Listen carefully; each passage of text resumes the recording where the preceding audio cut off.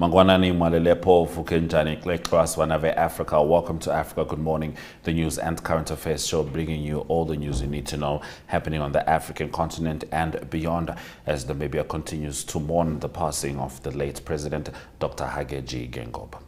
Getting into what you can expect in today's broadcast, Malawi and Mozambique move to resolve a boundary dispute in Mangochi.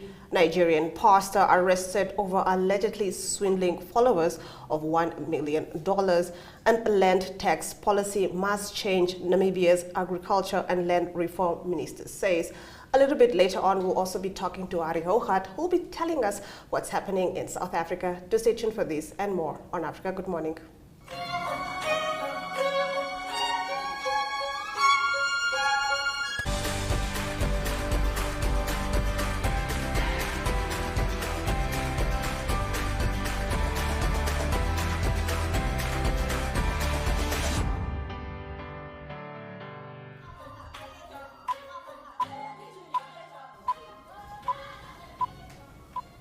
All right, let's get into our top stories on Africa Good Morning. Malawi and Mozambique have asked communities of Makanjira in Mangochi and their neighbors of Chala in Mozambique to live as brothers and sisters and exercise patience over boundary issues between the two nations.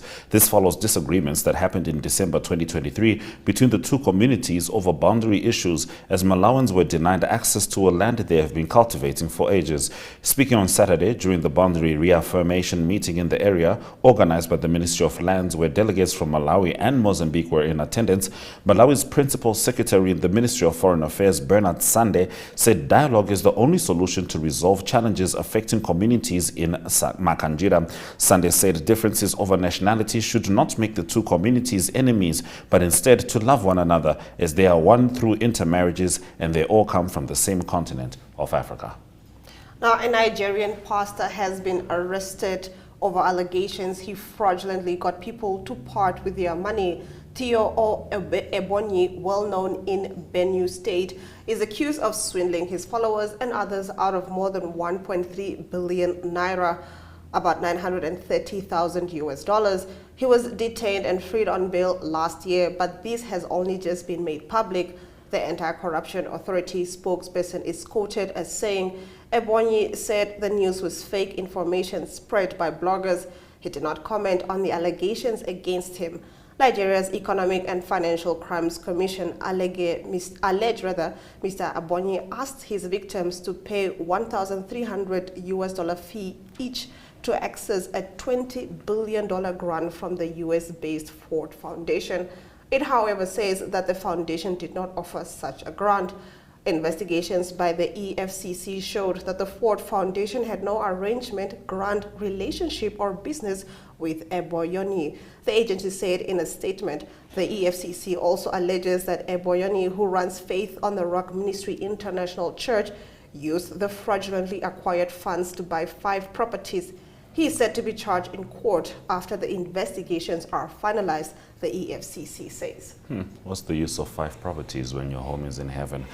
Moving on, Minister of Agriculture, Water and Land Reform of Namibia, Karl Schlatwijn, says the land tax under the land reform policy needs to be revised.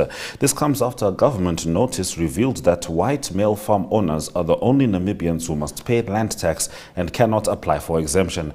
Namibians who are eligible to apply for exemption are the previously disadvantaged and those farming on agricultural land used for non-profit or gain activities of a church, mission, hospital, school, or hostel. In our next story, Roman authorities have arrested 14 migrants from 9 countries for their alleged involvement in unrest at a repatriation center following the death of a migrant from Guinea, police said on Monday. After the body was discovered on Sunday morning, migrants at the center began setting mattresses on fire and throwing objects at law enforcement personnel. The migrants used telephone booths to knock down 2 partitions. One group attacked parked police vehicles, setting one of them on fire, while another group entered a room where law enforcement kept personal items, which they took. The suspects also destroyed 8 video cameras, according to police. The authorities used tear gas to calm the unrest, which continued into the evening. 3 officers were injured. Now, the sudden death of President Hage Geingob is not expected to bring an end to his personal initiatives such as the Harambee Prosperity Plan and investment into the green hydrogen space, commentators have said. During his tenure, Geingob led the implementation of the HHP to fast-track development, a goal he championed until his death early Sunday morning. The plans were introduced to build on government's already existing development plans, notably all 5 national development plans, as well as Vision 2030. Now, economist Klaus Schade, whom Geingob appointed with others to serve on a high-level panel to revive the economy in 2019, said HPP is embedded into government's programs and is therefore likely to continue. Geingob's death is also unlikely to affect green hydrogen projects currently being pursued, as funding for their implementation is being provided by the private sector, Schade said. The onus is also on government to ensure a conducive regulatory framework exists for the successful implementation of green hydrogen initiatives.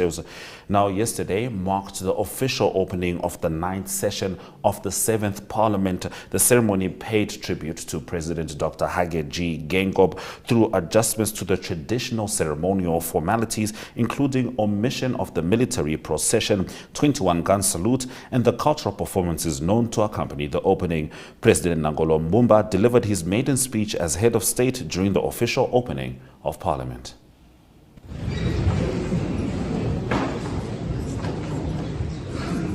Honorable Professor Peter Kachavivi, Speaker of the National Assembly, Honorable Lucas Sinimbo Muha, Chairperson of the National Council, Her Excellency Dr. Netumbo Nandi Ndaitwah, Vice President of the Republic of Namibia, Right Honorable Sarah Ilongerwa Madira, Prime Minister of the Republic of Namibia, and leader of the government business in the House.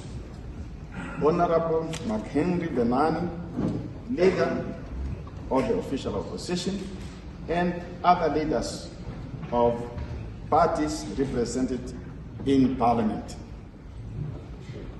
Your honorable members of Parliament, Your Lordship, Peter Shivute, Chief Justice, and other judges, Your Lordship, Petrus Damaset, Deputy Chief Justice, honorable judges and other members of the judiciary, the service chiefs, members of the diplomatic corps, ladies and gentlemen, good afternoon.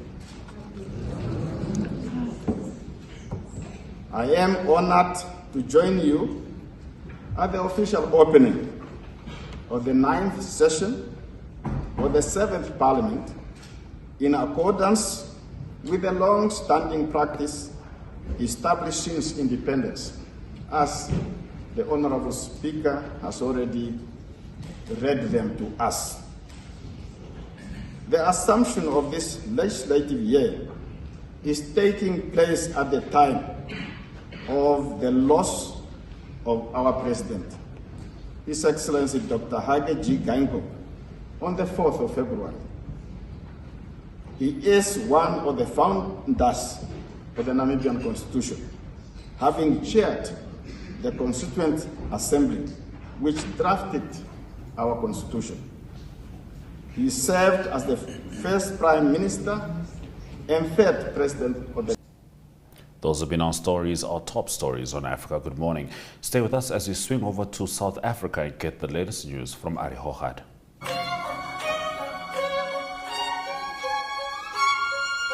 Connection. It's in the human touch, the feeling of belonging.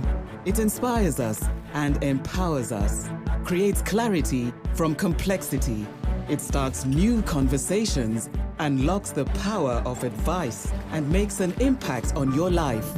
At Alex Forbes, we pioneer insight to provide you with advice that connects your decisions of today to your impact tomorrow.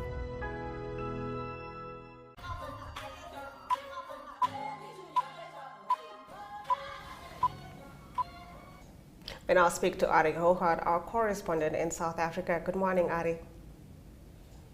Yes, a very good morning from my side as well, from here, and also from South Africa's side. We mourn the death of President Geinkop, and also condolences from my side personally as well. Thank you. Well received. Now, getting into your first story, South Africans await the 2024 State of the Nation speech tomorrow from President Cyril Ramaphosa. Always a big event, and it is the time for that speech. Again, it's election year, so there's lots of other things playing into the SONA, the State of the Nation. It's basically more of the same that's expected from what I can get from commentary around us. It is promises May 2023 is a challenge, and it was all about load shedding in 2023 and economic growth, and also with jobs, etc. So it might be a little bit of a copy and paste for 2024, because those are all still on the table. That was the problem last year as well, and the previous year. That was the EFF storming the SONA on the stage. That is the 6 members that have been suspended for a month from Parliament, so they're not meant to be at SONA. But there's an urgent court case in the Western Cape High Court heard on Tuesday, and it will only be on Thursday, tomorrow at 10 a.m. The verdict will be given. So it's 9 hours before the speech begins. We will only know if those 6 members of the EFF is going to be allowed into SONA or not. So it is the EFF that ask for a relief, what they call it, the interim relief, to be at the SONA. But we're all in South Africa, I must be honest as well, we've all seen many SONAs in the past few years that's been disrupted by the EFF. So I think that it is time for South Africa to have an orderly SONA. So it will actually be good for SONA if the EFF will not be present this year. Well, good luck with that, because I've got a feeling as long as the red is in the room, something might happen. We'll certainly be paying attention. And of course, we hope all the order of business is attended to. Now, the South African platinum industry is facing some difficulties and could have to resort to massive job cuts. Tell us more. Yes, it is especially linked to the price of its platinum and palladium, and it's the mining group PGM that's they're responsible for 70% of the production of platinum globally, and they indicate that there's a possibility they might have 4,000 to 7,000 jobs that's at risk at the moment. That is a high volume of jobs, and the price going down of platinum and palladium is mainly because of lower demand in China. So that's a tough job that people have to do there in the mines. But at the moment, it is also electricity costs in South Africa that is an issue. And then also other mine groups also having some challenges in South Africa at the moment. It's Anglo American that also announced that they will cut capital expenditure by 2026 by $1.8 billion. So it's a big amount. But that's platinum. That is what it looks like. Impala Platinum also say that they're looking at voluntary cuts of jobs. So it is under pressure at the moment, the mining industry in South Africa. Now, getting into your next story, the Department of Mineral Resources and Energy announced a steep increase in the petrol and diesel price effective today. Yes, effective today, it's petrol is up 75 cents and diesel up between 70 and 73 cents, and then paraffin up by 53 cents. It went down by 62 cents early in January, and as we all know by now, it's all totally linked to the oil price and the rand dollar price. And so that's the rand dollar, or South African rand, under pressure. Also, oil is under pressure. There's been attacks in the Red Sea with cargo ships there, and also apparently in America with a strong winter, there's oil production in the USA is also under pressure. There's one of the refineries in the USA. But also I look back at 2004, 2014, and this year. If you look back 10 years ago, the petrol price was 14 Rand 32. It's now going to be this year 32 Rand or 23 Rand 24, almost 24. And then all the way back to 2004, it was 4 Rand a litre. You can't believe that. It sounds like yesterday, 2004. So what we do see is every 10 years, it goes up by 10 Rand in South Africa. So it may be safe to say in the year 2034, the petrol price will be close to 34 Rand a litre. But anyway, but that's the reality of the oil price and the rand dollar. So that's the increase that's effective today.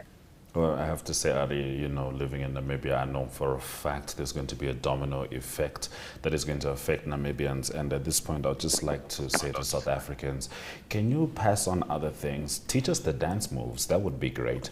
It's always the fuel. It's always the rand. Like, you know, just, you know, show us something fun. All right. Speaking of something fun, exciting, and of course, tense, AFCON continues tonight, and South Africa will, of course, be standing by Bafana Bafana as they take on Nigeria's Super Eagles. What's the atmosphere, Arrie? Yes, we can see. I can actually see. It's almost similar to the rugby. You see people walking around in shirts, and all of a sudden there's a vibe, so to speak. It's a 7 o'clock kickoff tonight, so people can start the braaivleisvieren. We can lit the fires at 5 p.m. and have a nice drive with a 7 p.m. kickoff. And yeah, it's a tough game against Nigeria, but there's hope. We've got a new hero in the goalkeeper and captain Ronan Williams, and so hopefully he will be on song tonight. But what I picked up also is that people draw strength from what the Banyana, the ladies team, did last year. Remember, they won in Morocco, beat Morocco in the AFCON, and there's been other successes with the cricket as well and the netball, not only the rugby. So South Africa really stepping up with different sport codes. So it's nice to embrace Bafana Bafana, and the country's 100% behind them to beat Nigeria hopefully tonight. Now, I'm not sure if the water dance counts as a sport, but I'll add Tyler as well to the South African achievements of late. Thank you very much, Arrie, for bringing us the new stories. Yes, thank you. Nice talking, and have a brilliant day, everyone. Bye-bye. We'll now take a look at our weather predictions before we return with the economic news.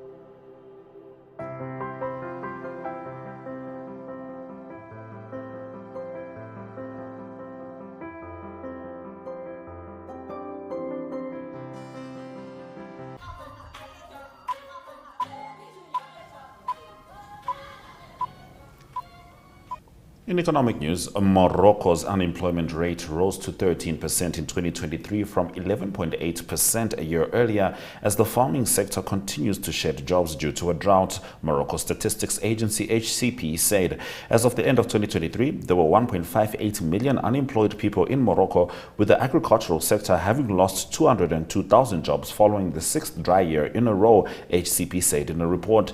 The unemployment rate was higher among young people at 35.8%. Among graduates, it stood at 19.7%, and among women, 18.3%, it said. Swinging over to Botswana, Botswana sees a recovery in economic growth this year and plans to increase spending on infrastructure developments in a stimulus budget, its finance minister said on Monday. The Southern African country's economy was hit by a decline in demand for diamonds last year. The gems generate about 30% of its revenue and 70% of its foreign exchange earnings. Finance Minister Peggy Sarame said in a budget speech that growth was estimated at 3.2% in 2023, lower than a previous forecast of 3.8%, picking up to 4.2% this year at 5.4% in 2025, premised on the world economy recovering. Sarame said the 2024 to 2025 fiscal year budget's deficit was estimated at 8.69 billion pula. Those have been our economic news stories. We're going to swing over to the indicators just before Arrie returns with the sport.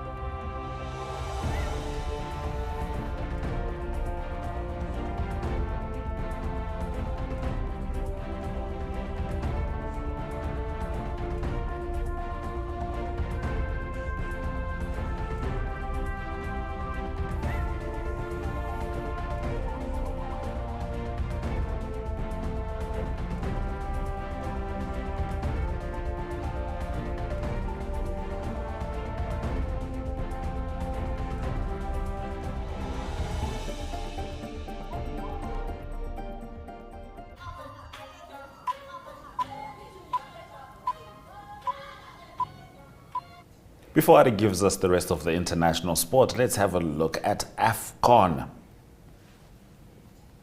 Right.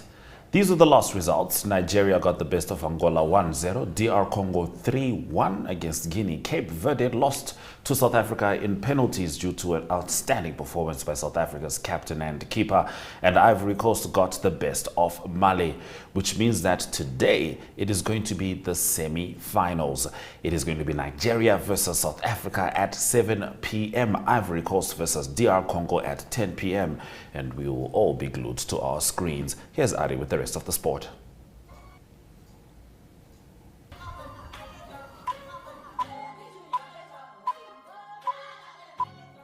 Good day everyone, time for international sports news, and starting off with soccer news. First, English Premier League, and it's defending champions Manchester City flexing their muscles again, and they back close to the top of the English Premier League. They beat Brentford. That was a away win for Manchester City in a midweek game by 3-1. They're just 2 points behind Liverpool at the moment on the points table, and they've played one game less. So it's Liverpool on 51 points after 23 games, and then Manchester City now 49 points after 22 games.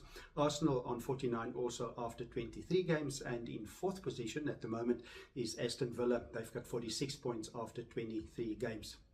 What happened in the game against Brentford, it was Brentford that took the lead in the 21st minute, and it was mostly in the first half that Brentford was leading. It was Neil Murphy that scored for Brentford in the 21st minute, and it was only in the injury time of the first half that Phil Foden scored a goal, and it was 1-1 at half time. Then Phil Foden also scored another two goals in the second half, 53rd minute and 70th minute, so it's Phil Foden with a hat-trick, and that helped Manchester City beating Brentford by 3-1. Moving on to cricket news, and it's South Africa playing against New Zealand, a test match that's played in New Zealand. Tough for South Africa. They're playing without most or all of their first choice players. They're all playing SA20 series in South Africa, and it is New Zealand's got a massive lead after the third day. They're leading by 528 runs, and so they obviously favourites to win this test quite comfortably. It is New Zealand that batted first, 511 in their first innings. South Africa replied by 162. And now New Zealand in the second innings, 179 for 4. That was at close of play on the third day. Captain Kane Williamson scored hundreds in both innings. In the first innings, he scored 118. In the second innings, he was out for 109. That was the captain of New Zealand, Kane Williamson. Fourth day, that will start.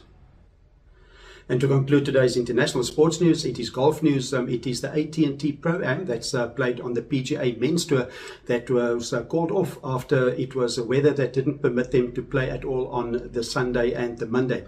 It was called off, meaning that it was determined over 3 rounds, and it was the winner there, Wyndham Clark of the USA. He was on 17 under par after 3 rounds, and he played a great round on Saturday. He came in with a 60. That is a new course record, 12 under par. That is being played at Pebble Beach, one of the iconic golf courses in America. It was Ludwig Ahlberg. He's from Sweden. He was at 16 under par in second position. Then 2 South Africans, Christian Besaidnout and Eric van Rooyen, a tied 20th on 9 under par. That's international sports news for today. Hope you have a great sport day, and we talk international sport again tomorrow. Goodbye.